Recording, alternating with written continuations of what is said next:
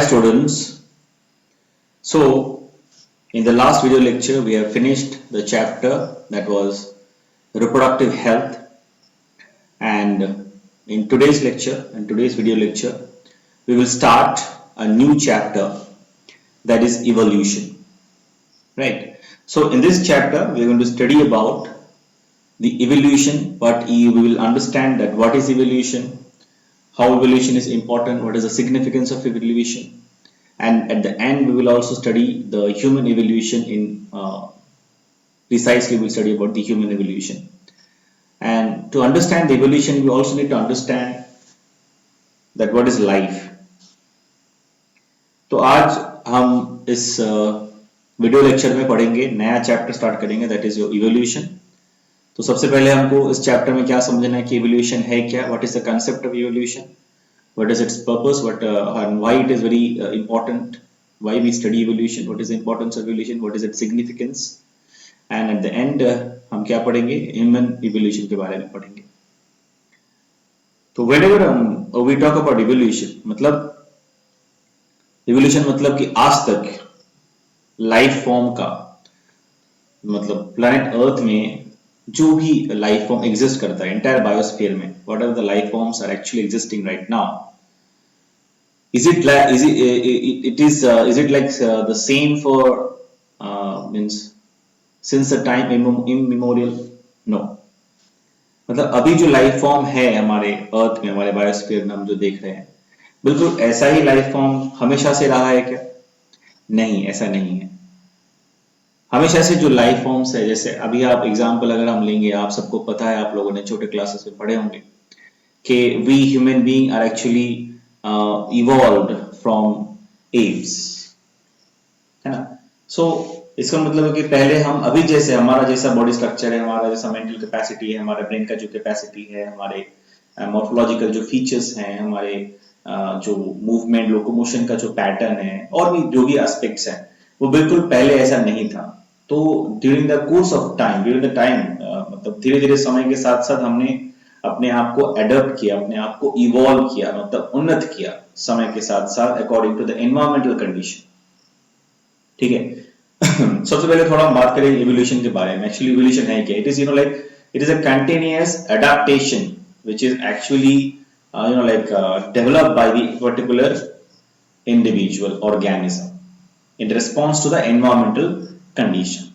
इसको समझते हैं थोड़ा सा। मान लीजिए कि हम अभी सब एक क्लासरूम में बैठे हुए हैं, ठीक है। अभी क्लासरूम में अगर हम सब बैठे हुए हैं और एसी जो है उसका जो मान लीजिए वो किसी कारण से खराब हो गया और जो टेम्परेचर है इस रूम का वो नॉर्मल टेम्परेचर से बढ़ने लगा, मान लीजिए कि 45-50 डिग्री तक चला गया, उससे भी ज्यादा धीरे धीरे बढ़ रहा है, घट नहीं रहा है। तो उस समय हमें क्या होगा? हमें पता चलेगा कि टेम्परेचर बढ़ रहा है। तो हम क्या करेंगे?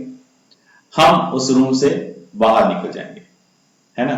क्यों? क्योंकि हमारे पास वो एडेप्टेशन नहीं है ताकि हम मतलब टेम्परेचर अगर बढ़ जाए तो हम अपने आप को मतलब क्या कर सकते हैं, हम अपने आप को बचा सके या अपने आप को सेव कर सके उस कंडीशन में। तो वैसा हमारे पास कोई भी अडेप्टिव फीचर्स हमारे पास नहीं है। लेकिन मान लीजिए अगर यही कंडीशन बार बार हमारे साथ हो, कंटिन्यूअसली हो, मान लीजिए कि आउटसाइड एनवायरनमेंट हमेशा कंटिन्यूअसली इसका टेम्परेचर बढ़ता ही रहे और वो मतलब हमेशा टेम्परेचर ज्यादा रहे साल भर, ठीक है, साल दर साल ऐसा ही रहे, तो क्या होगा? ऐसा ही कंडीशन जब ये परमानेंट हो जाएगा और हमें ये हमेशा फेस करना होगा, तो हमारी बॉडी धीरे धीरे during the course of time, ये समय लगता है। सबसे पहले तो आपको ये समझना होगा evolution is a very slow process. So generation after generation, after the slowly we will actually manage the heat। तो एक ऐसा समय आएगा कि हम शायद हम क्या करेंगे, अपने आप को इवॉल्व करेंगे और उस मतलब उतने हाई टेम्परेचर में भी हम सर्वाइव कैसे करना है वो उसको डेवलप कर लेंगे, है ना। इसे बोलते हैं इवोल्यूशन। इसका एक और एग्जांपल लेते हैं, जैसे कि आपने देखा होगा, जिराफ के बारे में पढ़ा होगा। तो जिराफ जो है, जिराफ का जो नेक है वो बहुत ज्यादा लंबा है। तो एक्चुअल में क्या हुआ था, बहुत सालों पहले, मतलब like thousands years back, this giraffe they were also having the neck just like a zebra or normal deer। But क्योंकि वो जहां पे रहते थे वहां पे जो पेड़ थे, वेजिटेशन जो वो था, ग्रासलैंड वहां पे ज्यादा था नहीं, वहां पे बड़े बड़े पेड़ थे और उसमें जो लीफ थे, क्योंकि दे ऑल आर हर्बीवोर्स, तो उनको लीफ खाना था, तो हमेशा वो जो लीफ खाने की कोशिश करते थे वो कहां से करते थे, ऊपर से, विच इज इन हाइट। तो जब ये काम वो बार बार करते रहे, बार बार करते रहे, जनरेशन, एक जनरेशन के बाद दूसरा जनरेशन, दूसरा जनरेशन का तीसरा, ऐसे करके मल्टीपल हंड्रेड्स ऑफ जनरेशन, ठीक है, ऐसे ही करता रहा, तो फाइनली धीरे धीरे क्या हुआ, वो इवॉल्व हो गया और उनका जो नेक है वो लंबा हो गया, इस लंबा हो गया। इससे क्या हुआ कि वो अभी आसानी से कोई भी कितने भी बड़े बड़े आपके प्लांट हो, ट्रीज हो, उसके जो लीव्स है उसे वो आसानी से खा सकता है। So this is actually the basic concept of evolution. तो हमारे एनवायरमेंटल कंडीशन या फिर किसी भी एनिमल जिस हैबिटेट में रहता है वहां का एनवायरमेंटल कंडीशन क्या है, उसके बेसिस में और उसका जो लाइफ को सपोर्ट करने के लिए या फिर सर्वाइबिलिटी के लिए जो एडेप्टेशन जो जो करना जरूरी है, वो ऑर्गेनिज्म धीरे धीरे generation to generation they will evolve in such a way. ठीक है, so that is a concept of evolution. अब देखो, सबसे पहले तो इवोल्यूशन की बात तो हम करेंगे, लेकिन सबसे पहले कि ये लाइफ जो है, मतलब इवॉल्व, मतलब हम आज जिस स्टेज में है हमारे धरती पे बायोस्फीयर में, अभी बहुत सारा, मतलब there are lakhs of different types of animals are there, organisms are there. लेकिन the question arises that from where it all started, where the life is actually started on earth, that is a very important question. And before that we also understand, we need to understand that what is life है क्या, जीवन क्या है। सो देखो, अब ऐसा है कि there are different philosophical answer. कोई कहेगा जीवन एक जिंदगी, जिंदगी एक सफर है, गाना भी है इसमें बहुत सारा, ठीक है। कोई कहेगा जिंदगी प्यार का सुहाना मंजर है, मतलब देयर आर वगैरह वगैरह, there are many many different types of philosophical explanation about life, but we are not interested to discuss that here in this video lecture, because we are studying biology, that is a science, pure science, right? So हमें बात करना है in the prospects of science. So life क्या है, science क्या कहता है life के बारे में। Life is an inherent capacity that an organism possesses to maintain and reproduce itself. तो जिंदगी क्या है, life is an independent capacity that an organism possesses to maintain and reproduce itself. इसका मतलब क्या है, लाइफ मतलब किसी भी एक ऑर्गेनिज्म इंडिपेंडेंटली, ठीक है, इनहेरेंट कैपेसिटी उसके पास ये होता है कि वो जिंदा रह सके और रिप्रोडक्शन भी कर सके, ठीक है, बाय देमसेल्फ, मतलब खुद के द्वारा। एक इंडिविजुअल इंडिपेंडेंटली अपने द्वारा लाइफ को मतलब सर्वाइव कर सके और मतलब कंटिन्यूअसली रिप्रोडक्शन कर सके, रिप्रोडक्शन प्रोसेस में पार्टिसिपेट कर सके, ठीक है। ऐसा मतलब इसी को हम कहते हैं लाइफ, यही होता है जीवन, ठीक है। जैसे हम थोड़ा सा एग्जांपल हम लेते हैं, इंसानों को भूल जाइए आप, इंसानों को छोड़ के अगर आप अपने आसपास अगर आप नजरें फिराओगे, अगर आप देखोगे, तो आप देखोगे कि क्या हो रहा है चारों तरफ। ध्यान से देखना, आप अपनी बात छोड़ दो, इंसानों को छोड़ देना, अब अपने आसपास अगर देखोगे तो देखना कि पेड़ जो होते हैं वो बड़े होते हैं, ठीक है, वो पनपते हैं, वो धीरे धीरे ग्रो करते हैं, उसके बाद पेड़ों में क्या लगता है, फूल, उसके बाद जब पॉलिनेशन हो जाता है तो फल लगता है, फिर फल नीचे गिरता है, उसमें बीज रहता है, मतलब सीड रहता है, सीड में छोटा सा आपका जो प्लांट का एम्ब्रायो वो रहता है। जब फेवरेबल कंडीशन होता है, प्रॉपर वाटर मिलेगा, मॉइस्चर मिलेगा, न्यूट्रिशन मिलेगा, तो फिर वो बीज से क्या होगा, फिर से एक नया पेड़ उगता है। वैसे अगर आप दूसरे एनिमल्स को देखोगे, जैसे हम लेते हैं छोटे एनिमल्स एग्जांपल, जो अपने आसपास आप देख सकते हो, जैसे एंड्स को आप देखोगे या फिर दूसरे इंसेक्ट को देखोगे, तो वो क्या करते हैं, बड़े होते हैं, छोटे से बड़े होते हैं एग से, ठीक है, या पहले उनका जन्म होता है, फिर वो बड़े होते हैं, फिर वो रिप्रोडक्शन करते हैं, फिर उनसे जो नए जो आपके इंसेक्ट है वो बनते हैं, फिर वो बड़े होते हैं, फिर वो रिप्रोडक्शन करते हैं, है ना। तो यही आसपास हर जगह यही चल रहा है, ठीक है ना। अगर ध्यान से अगर देखोगे तो everywhere it is going on, ठीक है। तो हमारे केस में, इंसान के केस में, हमने सोसाइटी बना लिया, हमने देश बना लिया, हमने डिफरेंट स्ट्रेटा बना लिया, सब्जेक्ट बना लिया, कोई डॉक्टर है, कोई इंजीनियर है, कोई साइंस पढ़ता है, कोई आर्ट्स पढ़ता है, ठीक है, कोई पॉलिटिशियन बनेगा, कोई लेखक बनेगा। So our life is little हम अगर अपनी जिंदगी को देखेंगे तो यहाँ पे सिर्फ आपको लग रहा होगा कि नहीं सर, हमारे तो इंसान के केस में reproduction is not that important, but अगर आप ध्यान से देखोगे तो फाइनली हम भी वही सेम काम कर रहे हैं। Maybe way are our approach और our the way of life, way we actually live our life, it is different, but we are also doing the same thing. हम भी क्या करते हैं, हम पैदा होते हैं, हम छोटे रहते हैं, उस समय पैदा होते हैं, उसके बाद धीरे धीरे बड़े होते हैं, उसके बाद हम क्या करते हैं, काम करते हैं, हम कुछ ना कुछ बनते हैं जीवन में, फिर हम शादी करते हैं, उसके बाद हमारे भी बच्चे होते हैं, और यही चीज लगातार चलता ही रहेगा। ठीक है, अब यहाँ पे आप ये मत बोलना सर कुछ लोग सन्यासी बन जाते हैं, so that is their choice, but in normally what is happening, this is the thing, it is happening everywhere, right.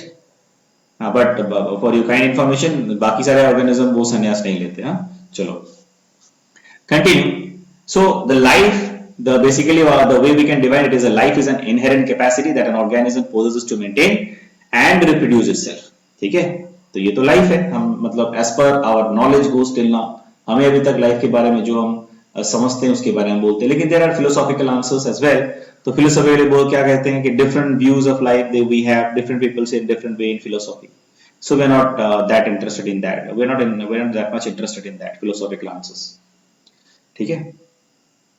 Now the question, now we are going to discuss that कि life जो है वो धरती पे या planet earth पे सबसे पहले कब डेवलप हुआ, कैसे डेवलप हुआ, ठीक है, क्या कंडीशन थे उस समय लाइफ हमारे, मतलब we are going to talk about the origin of life right now, ठीक है।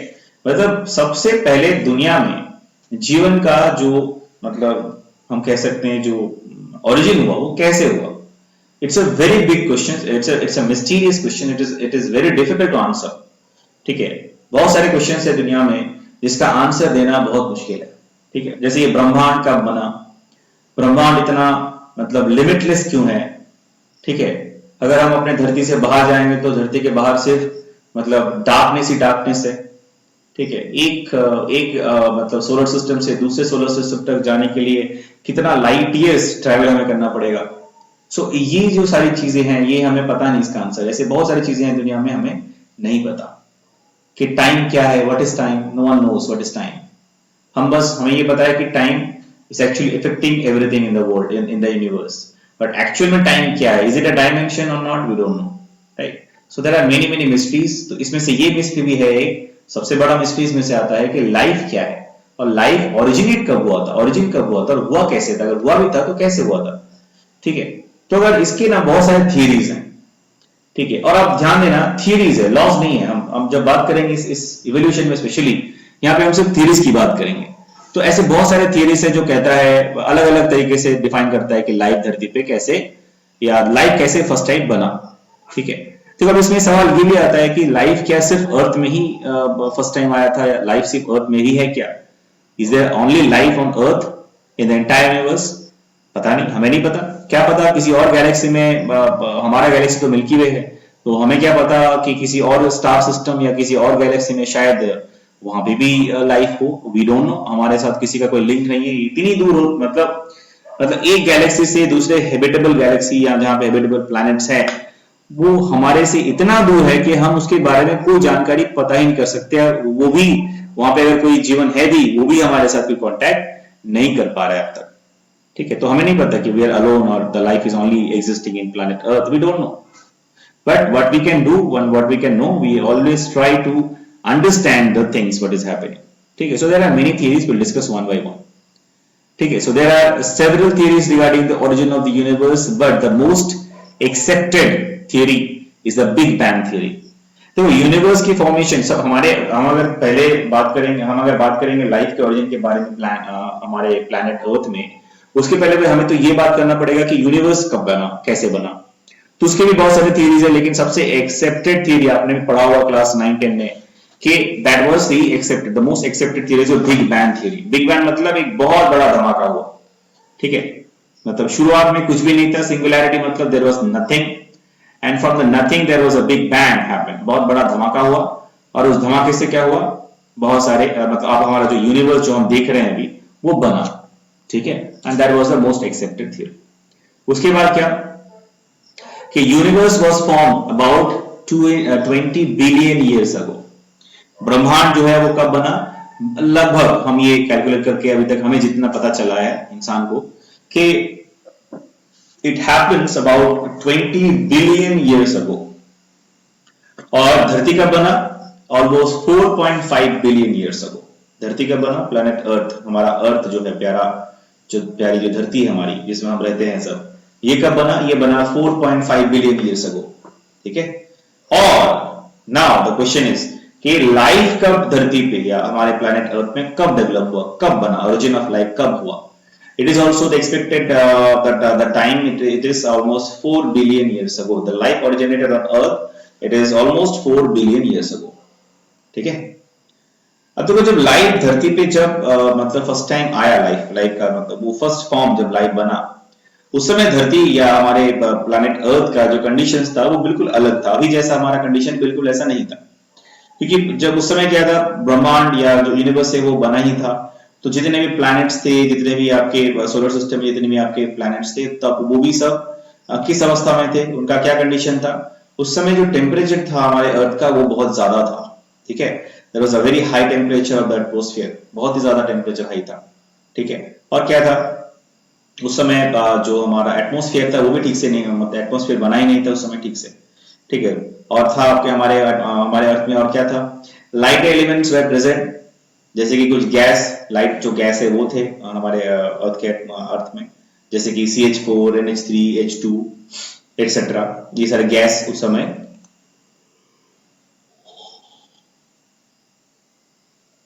और हेवियर एलिमेंट्स में क्या क्या था निकल आयरन. ठीक है. और ये क्या बना ये फाइनली जाके जो हमारे अर्थ का जो कोर पार्ट है वो बना ये सारे जो हेवी मेटल है सॉरी हेवी एलिमेंट्स है उससे. और जो लाइट एलिमेंट्स है वो हमारे उससे हमारा एटमॉस्फेयर में या एटमॉस्फेयर में था वो. ठीक है. और क्या था there was UV rays were present and which is actually favourable for photochemical reaction.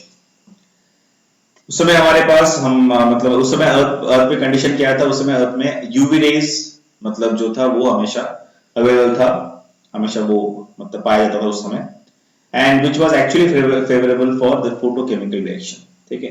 तो यूवी रेज उस समय क्या मतलब what was the function of UV rays at that time it was actually promoting और it was actually help in the photochemical reactions.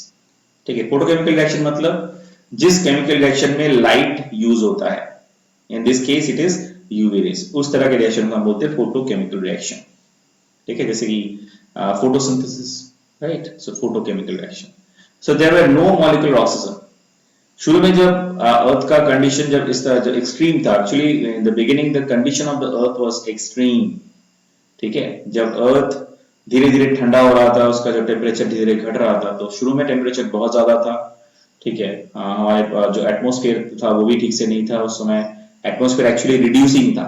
The atmosphere was actually reducing and there was no molecular oxygen. क्यों तब हमारे पास molecular oxygen क्यों नहीं था क्योंकि कोई life form ही नहीं था कोई प्राइमरी प्रोड्यूसर्स ही नहीं था कोई मतलब साइनोबैक्टीरिया या कोई प्लांट या कोई भी अदर एल्गी कुछ भी नहीं था. तो उस समय अगर कोई मतलब जो ऑक्सीजन प्रोड्यूसिंग ऑर्गेनिज्म था ही नहीं तो फिर ऑक्सीजन कहां से आएगा.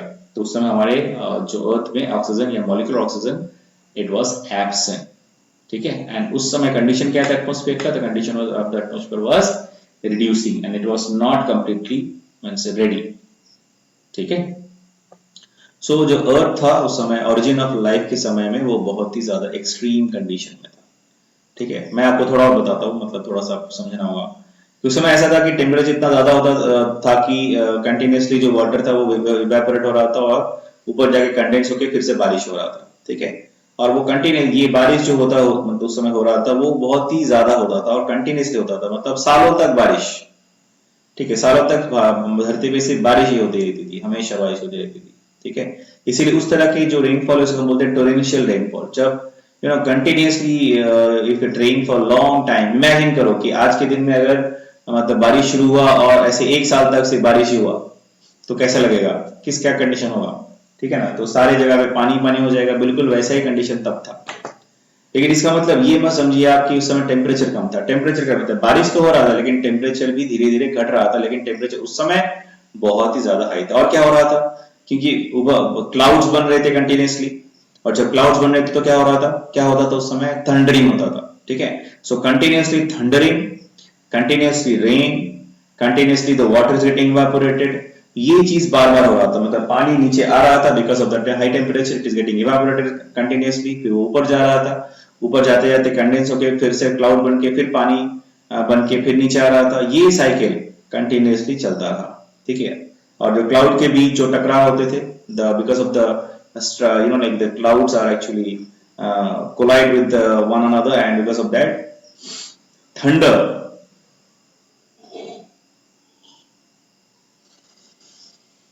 thunder was also a common and continuous phenomena along with the rain during the beginning of our earth. ठीक है.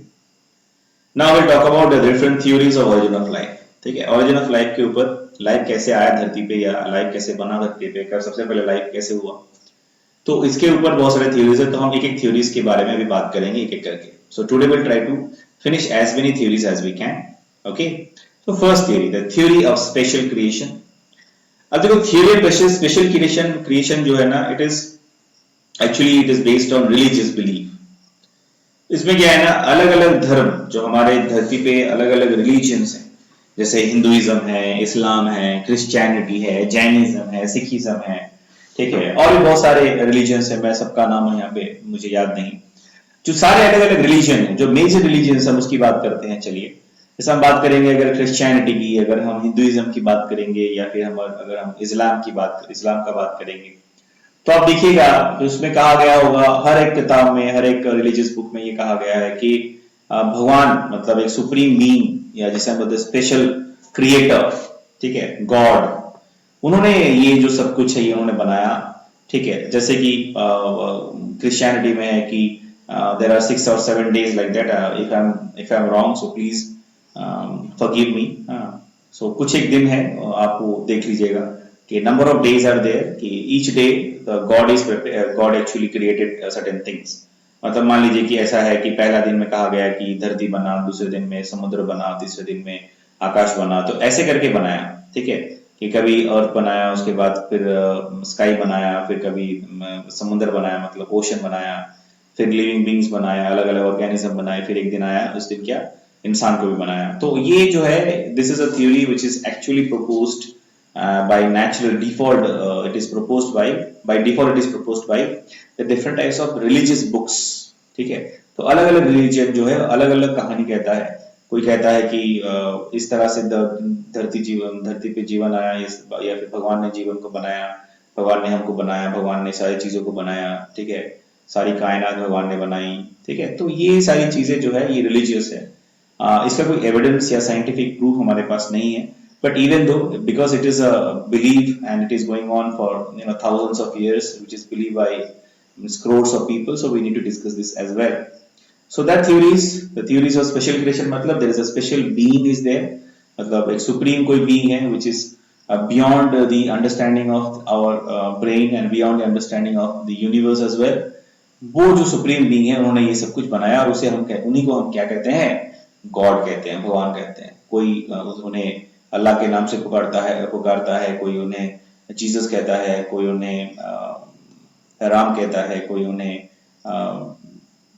कृष्णा कहता है. So there are many names of a single what is the same thing all the religious books are saying there is a supreme being. सारे religious book आप देखना एक चीज common है, सब ये मानते हैं कि कोई एक सुप्रीम बीइंग है जो कि हमारे समझ के परे है, हमारे समझ से बाहर है, जिन्होंने ये सारा चीज बनाया, और उन्हीं के कंट्रोल में ये सारा चीज है, हम जिसे भगवान मानते हैं. ठीक है. तो वो एक थ्योरी है. दूसरा थ्योरी क्या है, थ्योरी ऑफ स्पॉन्टेनियस जनरेशन. अब यहां से क्या है ना, यहां से ह्यूमन जो अंडरस्टैंडिंग है, ह्यूमन एक्सपेरिमेंटेशन हाइपोथेसिस वो स्टार्ट हो जाएगा. सो क्या है थ्योरी ऑफ स्पॉन्टेनियस जनरेशन. ये क्या कहता है, this theory was proposed by van Helmont. ठीक है. Van Helmont was a scientist who proposed actually this theory, and what it says, this theory states that life originated from the non-living things in a spontaneous manner. तो ये theory क्या कहता है, मतलब von हेलमंट क्या कहते हैं, इसमें हम पढ़ेंगे कि ये जो हम डिस्कस करें ना थ्योरी ऑफ स्पॉन्टेनियस जनरेशन, इसे एक दूसरा नाम भी इसका है, इसको बोलते हैं एबायोजेनेसिस और ऑटोजेनेसिस. इसमें क्या है ये what it says, it says कि जो नॉन लिविंग बीइंग्स है, नॉन लिविंग थिंग्स है, ठीक है, उसी चीज से मतलब स्पॉन्टेनियसली लाइफ ओरिजिनेट हुआ है. ठीक है. यहां तक देखिए कि ऐसा है कि इन एंशिएंट इजिप्ट में यह माना जाता था कि जो नाइल रिवर है, नील नदी, उसका जो मड है, उससे ये जो सारे अलग अलग जो ऑर्गेनिजम्स है लाइक फ्रॉग्स, टोड, स्नेक्स, माइस, इवन क्रोकोडाइल, ये सब उसी से बन जाता है. ठीक है. और कैसे बनता है, जब सूरज की गर्मी पड़ता है मतलब नील नदी के किनारे और उसके मतलब जो बोल सकते हैं जो कीचड़ है उसके ऊपर, तो उससे धीरे धीरे because of the sun temperature sun rays, the Nile and the Nile, mud of the Nile, from the mud of the Nile, all the other different organisms spontaneously they originated. So आप सोचिए, ये आपको क्या लगता है, ये theory सही है? आप ही देखिए इसको, मुझे लगता नहीं कि इससे ज्यादा कोई डिस्कशन करना चाहिए, है ना? Next theories, the theories of spontaneous generation, the next point we discussed, the theories of spontaneous generation was disproved by many scientists. तो वैन हेलमोंट जो theory of spontaneous generation का थ्योरी उन्होंने दिया था, इट वाज डिस्प्रूव, इसको गलत साबित कर दिया आगे जाके आपके बहुत सारे साइंटिस्ट ने, like in the in 17th 18th and 19th century. तो अलग अलग सेंचुरी में अलग अलग साइंटिस्ट ने इनका जो थ्योरी है हेलमोंट का, इसको डिस्प्रूव कर दिया है। तो वो क्या क्या है हम वो भी बात करेंगे, ठीक है?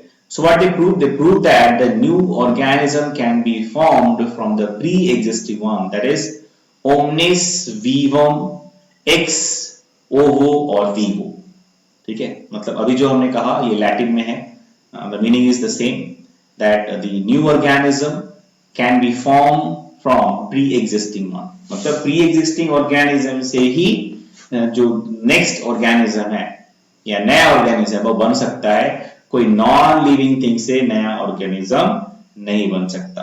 एक एग्जांपल देख लीजिए, अभी जो गाय का बच्चा है वो गाय से ही तो बनेगा या मिट्टी से या पेड़ से बन जाएगा? नहीं बनेगा। जैसे आप देखिए एक लौकी का पेड़ से लौकी ही मिलता है ना हमें, ऐसे कभी हुआ है कि आपने लौकी का पेड़ लगाया, या मान लीजिए आपने अनार का पोमोग्रेनेट का पेड़ लगाया और एप्पल मिल गया आपको, या फिर आपने एप्पल का पेड़ लगाया और आपको मैंगो मिल गया, ऐसा हो सकता है क्या? नहीं। जो आप पेड़ लगाओगे आपको वही वाला फल मिलेगा। मतलब the life can originate, the new organism can form from the pre-existing one only, ठीक है? तो उसके बारे में हम बात करेंगे। तो this was the first theory what we discussed, that is also known as abiogenesis। हमें ये कहा गया है वैन हेलमोंट जो साइंटिस्ट ने कहा था कि जो नॉन लिविंग थिंग्स है उससे जो आपका जीवन है वो उसकी उत्पत्ति होती है। Next है biogenesis. Biogenesis, what it says, the biogenesis means life was originated from the pre-existing life. मतलब जीवन जो है वो pre-existing life से ही आ सकता है और किसी चीज से नहीं आ सकता, ठीक है? So the life can only originated from the pre-existing life. There is no other, exceptions. So the experiments they have actually to prove this, to disprove the Hellman's theory that non living thing से life बन सकता है, उसको proof disprove करने के लिए बहुत सारे एक्सपेरिमेंट भी किया गया। तो first experiment what we will discuss, that was done by and that was the scientist who did that, his name was Francisco Redi. So Francisco Redi जो है सबसे पहला एक्सपेरिमेंट किए थे उन्होंने किया था to disapprove the van Helmont abiogenesis theory, ठीक है? तो उन्होंने क्या किया था, he actually took flesh of meat and it was cooked. तो जो फ्लेश ऑफ मीट है उन्होंने लिया, उसको कुक किया और उसके बाद उन्होंने उस सारे जो फ्लेशेस के पीसेस थे उनको वेरियस जार्स के अंदर रख दिया, ठीक है? तो नॉर्मली 3 जार थे, तीनों जार के अंदर उन्होंने ये फ्लेश रख दिया। उसमें 3 कंडीशन उन्होंने किया। एक में क्या किया, जार को खुला छोड़ दिया, अनकवर्ड, फर्स्ट वाले को। सेकंड वाले को it was covered with parchment and the third one was covered with fine muslin, ठीक है? तो 3 जार थे, उसमें से एक अनकवर्ड था, बाकी तो अलग अलग डिफरेंट टाइप्स के क्लॉथ से वो कवर्ड थे, ठीक है? उसके बाद उन्होंने क्या किया, उन्होंने वो जो जार से उसको कुछ दिनों के लिए ऐसा खुला छोड़ दिया। तो उसके बाद क्या हुआ, then what he observe, that he observe that maggots develops only in the uncovered jar. तो उन्होंने क्या देखा कि जो मैगट है, मैगट मतलब larva stage of this house fly, वो क्या है, या जो आपकी फ्लाइज है उसके लार्वा स्टेज को कहता है मैगट। जो मैगट्स है वो उनको नजर आया किसमें, उस फ्लैश में। कौन से जार में, जार ए या नंबर 1 जार जो कि खुला, उनका जिसका मुंह खुला था, उसमें उन्हें ही पता चला, उसके अंदर उन्हें मैगट्स नजर आए, ठीक है? तो यहाँ पे डायग्राम भी आप देख सकते हो, जार ए जो है वो खुला हुआ है, दूसरा वाला प्रेजेंट है, तीसरा वाला जो है वो मसले से ढका हुआ, ठीक है? तो जो आपके फ्लाइज है, they can enter inside the बोतल और the jar in the first case, and what they have done, they have lays their eggs in the on the flesh, and by utilizing the flesh nutrition the maggots are developed. तो ये process है, तो इससे भी ये proof हो जाता है कि life can only originate from the pre existing life. दूसरा एग्जांपल, दूसरा जो एक्सपेरिमेंट वो किसने किया था, उनका नाम था स्पैलेंज़नीज।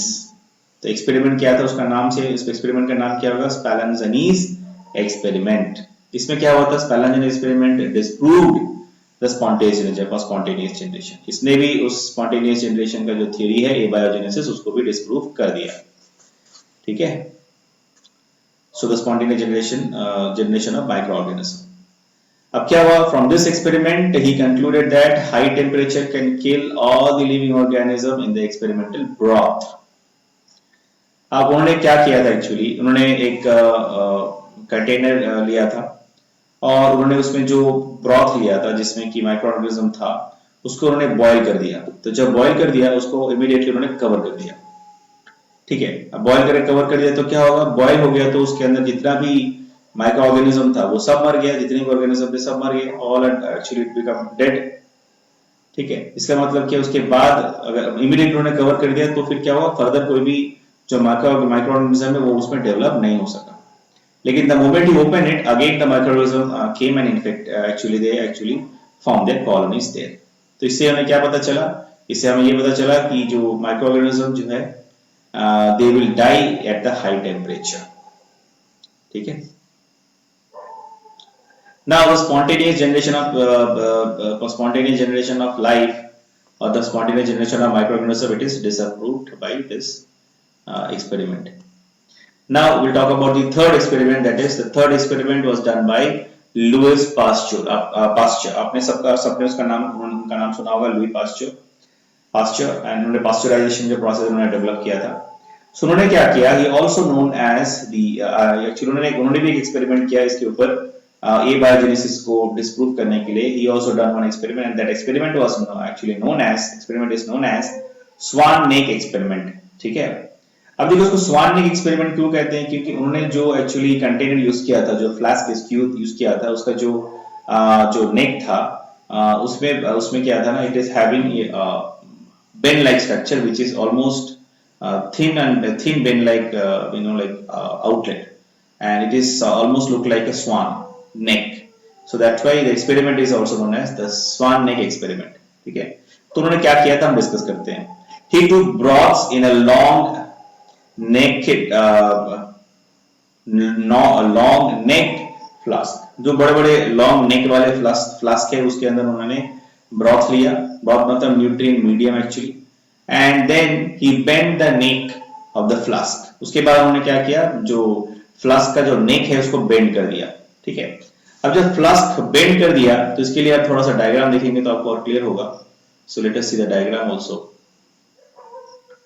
Yeah, we have the diagram here. So this is the broth, right? And this is the broth inside the flask, and the flask is having a long neck. Like here you can see the long neck. तो फिर उन्होंने क्या किया, इस long neck को बिल्कुल ऐसे उन्होंने कर्व कर दिया, ऐसे करके उसको बेंड कर दिया। ठीक है, तो ये जो पार्ट है इसको बिल्कुल ये जो है आपके स्वान के जैसा दिखता है, ये नेक पार्ट जैसा दिखता है, इसलिए इसका नाम क्या हमने दे दिया, स्वान नेक एक्सपेरिमेंट। ठीक है, अब तो इसमें क्या है, उन्होंने पहला क्या किया काम कि जो ब्रॉथ था उसको अच्छे से बॉईल कर दिया, टेम्परेचर उसका ज्यादा, उसको बहुत हाई टेम्परेचर में बॉईल किया। इससे क्या हुआ, जो माइक्रो ऑर्गेनिज्म है जो भी उसमें था वो सब क्या हो गए, दे बिकम डेड। ठीक है, then he keep it for some time, then he keep it for observation. Now what happens, अब देखो ये जो आपका बेंट जो नेक है, it is actually working as a filter. ठीक है, क्योंकि नेक बहुत बेंड है तो जो एयर है, air and dust particle will come in, at least it can not move upwards. ठीक है, मैक्सिमम वो इस पोर्शन तक आ सकता है, डस्ट पार्टिकल जो अदर ऑर्गेनिज्म यहीं तक आके आगे नहीं जा सकता। So it will stop here itself. ठीक है, तो जब आगे अंदर तक जाएगा ही नहीं माइक्रो ऑर्गेनिज्म, कोई डस्ट पार्टिकल पहुंचेगा ही नहीं, तो फिर क्या होगा, यहाँ पे कोई भी कॉलोनीज माइक्रो ऑर्गेनिज्म की नहीं बन सकती। ठीक है, so that means this neck is actually working as a filter, the neck is actually working as a filter for the microorganism. Now that is the first case. He actually observed. Then what he did, he actually broke the neck. उन्होंने क्या कर दिया, नेक जो है उसको broke कर दिया। उसके बाद उन्होंने क्या देखा कि जो फ्लाइज है या दूसरे जो microorganism they actually grow very easily inside the broth of the inside the flask where the broth is present. ठीक है. So moulds and the bacteria can be seen after some time the neck is broken. ठीक है. So that experiment was known as swan neck experiment, right? So the swan neck experiment is a very interesting and very important experiment to actually disprove the theories of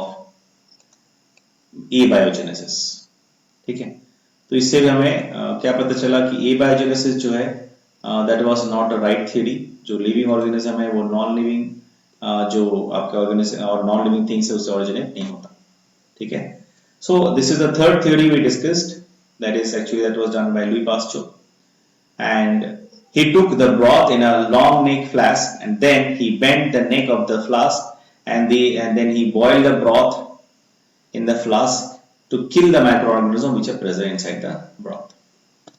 ठीक है. उसके बाद क्या, the curved neck is actually act as a filter, जो मैंने अभी discuss किया आपके साथ.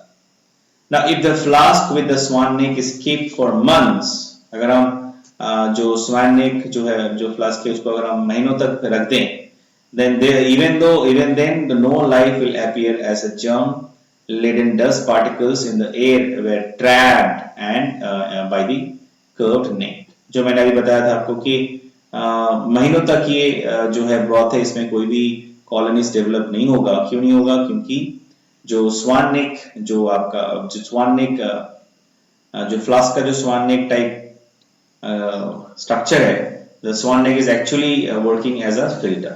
वो जो है डस्ट पार्टिकल या अदर ऑर्गेनिज्म को मतलब it was stopping to come inside to form the colonies, right?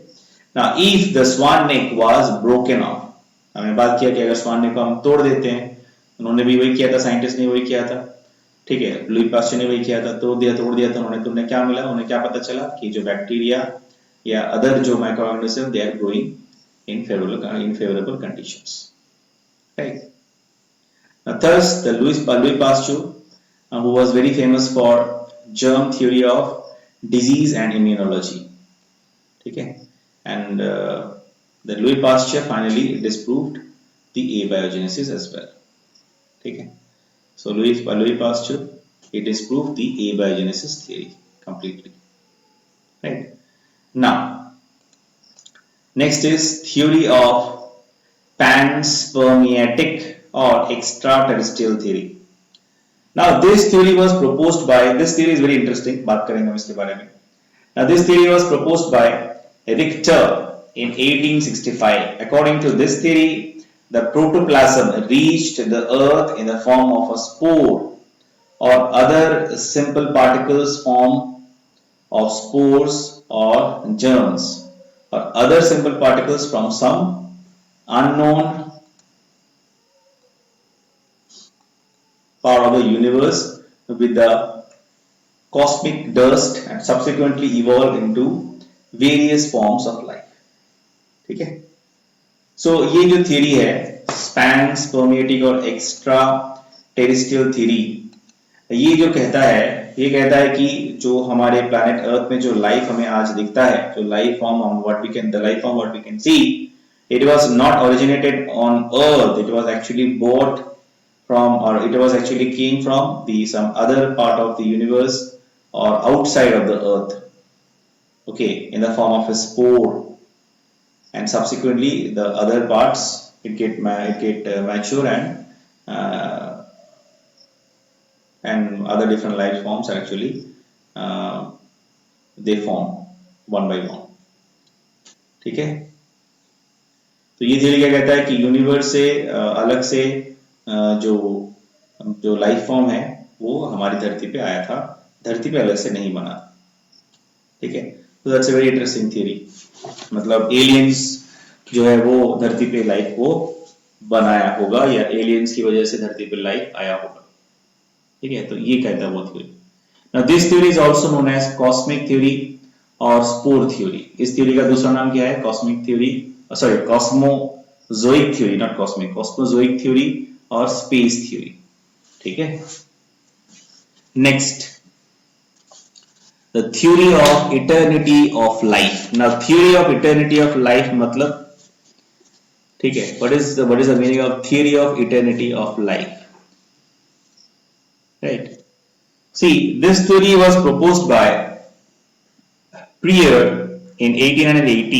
According to this theory, different types of living beings have always existed on Earth,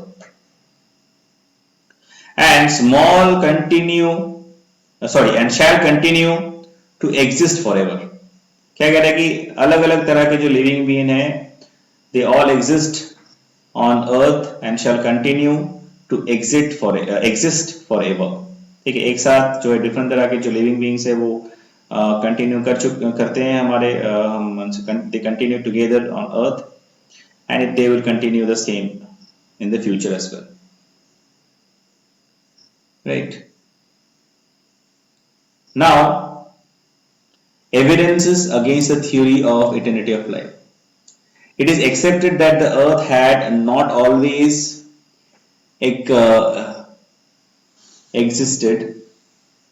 If the life is central, where did it exist before this planet was formed, right?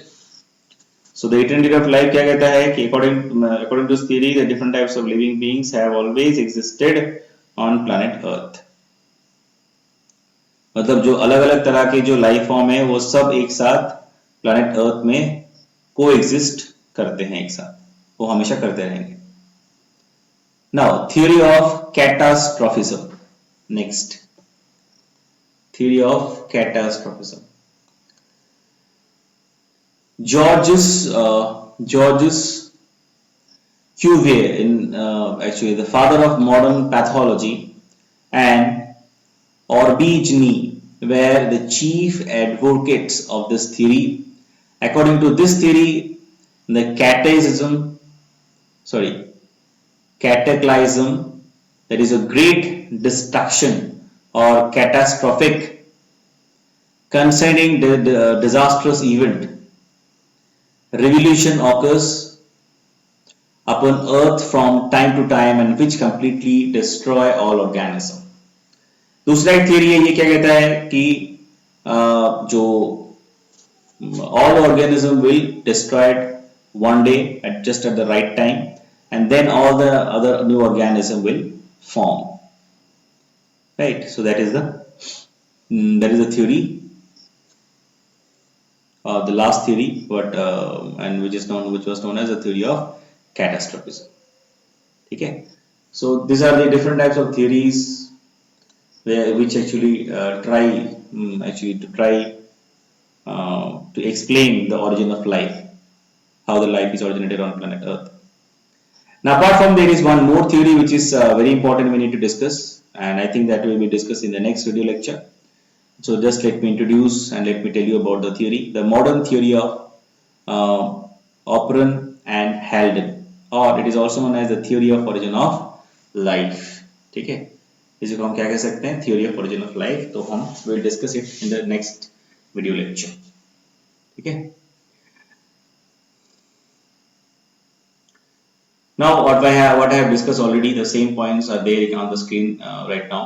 That during the time of origin of life on Earth, the temperature was very very high and it was around 800 degree centigrade. So आप इससे पता कर सकते हो कि अर्थ का जो temperature था वो कितना ज़्यादा था, 800 degree centigrade. Then energy was unavailable in two forms.